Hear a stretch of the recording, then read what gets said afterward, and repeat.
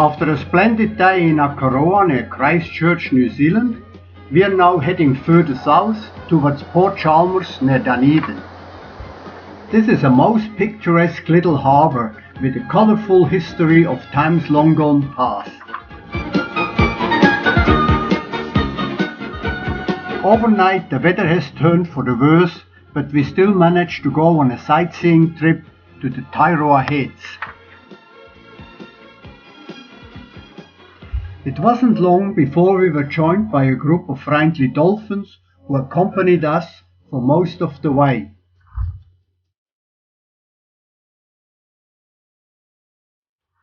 Even so, we saw a couple of seals. Unfortunately, the albatross colony was much harder to make out. Still, it was an interesting trip and we all returned happy to our cruise ship before lunchtime was over. Sadly, the days of the lighthouse keeper are a thing of the past. What remains is now derelict house on top of the hill overlooking Tairoa Heads and far beyond. What never fails to amaze me is the constant flow of entertainment aboard our cruise line. Bands are playing all day long and the opportunities to everyone's enjoyment are everywhere.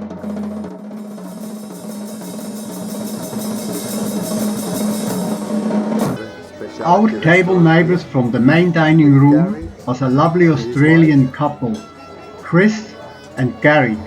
Together we went for a meal in one of the specialised restaurants that night. As always, the meal was excellent. So was the wine and the dessert. To finish up a very enjoyable evening, we proceeded to the nearby bar where a young man was showing off his great skill as a cocktail mixer.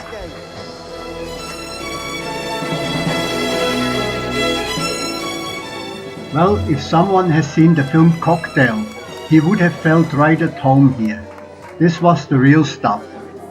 Just watch how that young guy manages to pour 5 different drinks in one go without spilling a drop. Amazing stuff, this.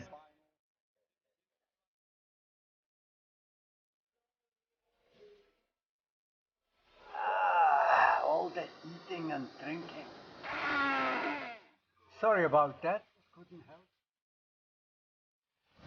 That boat is doing about 15 knots, which is not a top speed, but there are 3 meter waves out there and we just do not feel a thing. And whilst we slept, the huge ship plodded on through the night, rounding the deep south of New Zealand, 4 was straight. As we entered Dusky Sound, it was shrouded in mist and drizzle, and it didn't look very promising as far as the rest of the day was concerned. But by the time we reached Doubtful Sound 2 hours later, the clouds started to disappear and before long we had the most beautiful day out there. More and more people gathered on deck to watch the spectacular views as we glided through Fjordland and its untouched beauty. The Solstice was able to pass through both of these fjords, something we didn't know was possible.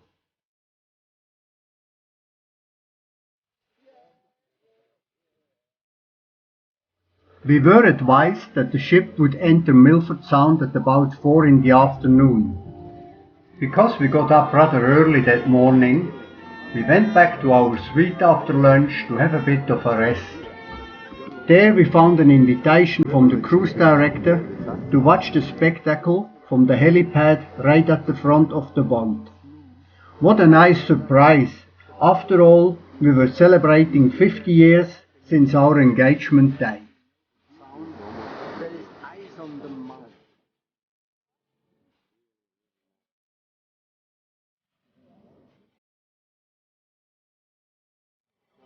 Ship to visit the Milford Sound, and the ship is about to anchor.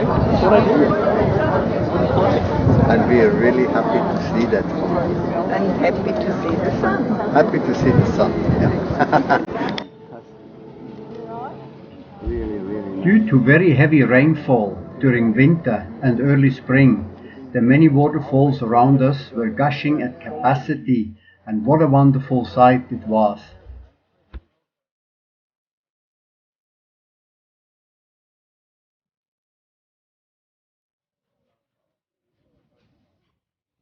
Amazing to see those mountains on both sides of the ship, rising from sea level to snow-covered peaks of heights to close to 3,000 meters and more. Beautiful.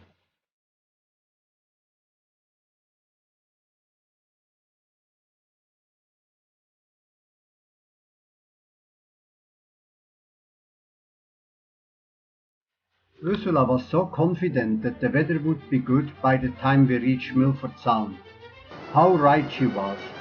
After all, it was her wish to come here by boat, and we both were well awarded.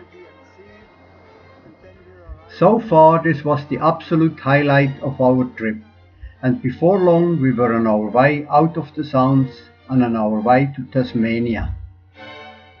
And when we finally got back to our cabin after dinner, there was another big surprise waiting for us. Done it? Okay, we've been out for a restaurant. The Muranos, it was wonderful. This is the best restaurant on the ship. Thank you very much. Right? Yeah, that's it. Okay.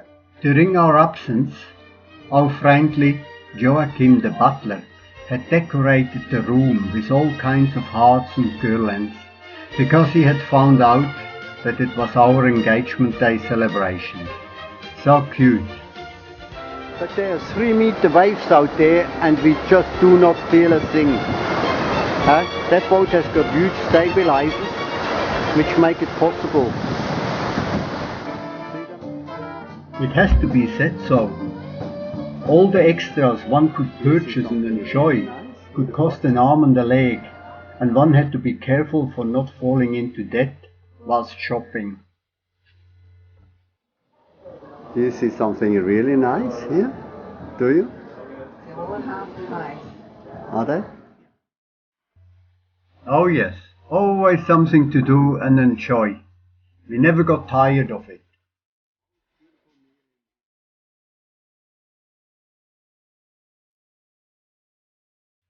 Oh, not him again.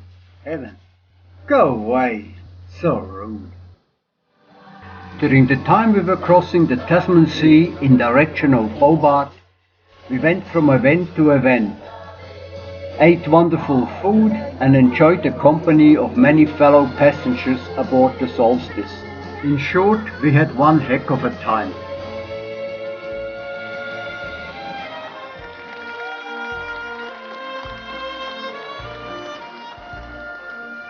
The following morning we woke up to a most wonderful sunrise, and shortly after we entered the harbour of Hobart. The Hobart harbour bridge in the foreground was once hit by a ship. 3 spans and the road above fell into the sea below, killing some unfortunate people. The boat sunk and is still at the bottom of the sea behind some pillars. For a while it was quite overcast, but after we've had breakfast the sun came out and we joined some others on a bus trip through the city and a visit to a vineyard in the countryside. That's a turbo truck. We have travelled in Tasmania before and have very fond memories of the southernmost part of Australia. However, the Hobart wine, to our liking, is a little bit too acidic due to the lack of warmth which is badly needed to produce a good red wine. Lunchtime was spent in historic Richmond, a lovely little town, before we then headed back to the ship, since it had to clear port in late afternoon for our final destination, Sydney, which we were told we would reach by sunrise. How are you? The next Last morning. night with us, eh? Tell me when you press, yep? Yeah. Okay, this is the last meal tonight. We're going all over ways, all over Australia, America and everywhere, and we had a wonderful trip. Now we can stop. Sadly, this was our final dinner in the company of Chris and Gary. On our last day at sea, we awoke to another breathtaking sunrise. The Solstice was about to enter Sydney Harbour. Just when I had woken up, and I was so happy to see the Opera House, which we passed ever so close. This famous landmark is as well known to the world as its neighbour, the imposant Harbour Bridge, from where not far away our 12 days aboard the celebrity Solstice is now coming to an end very fast.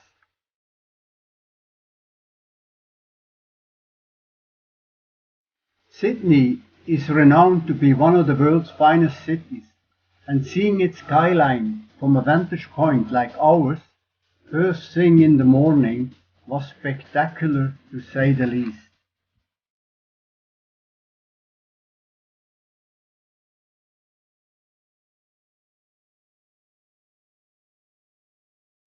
Through our travel agents we had made arrangements for a limousine to transport us to the airport. But after a long wait for it to arrive, we finally got there in time for us to board an airplane that brought us back to New Zealand.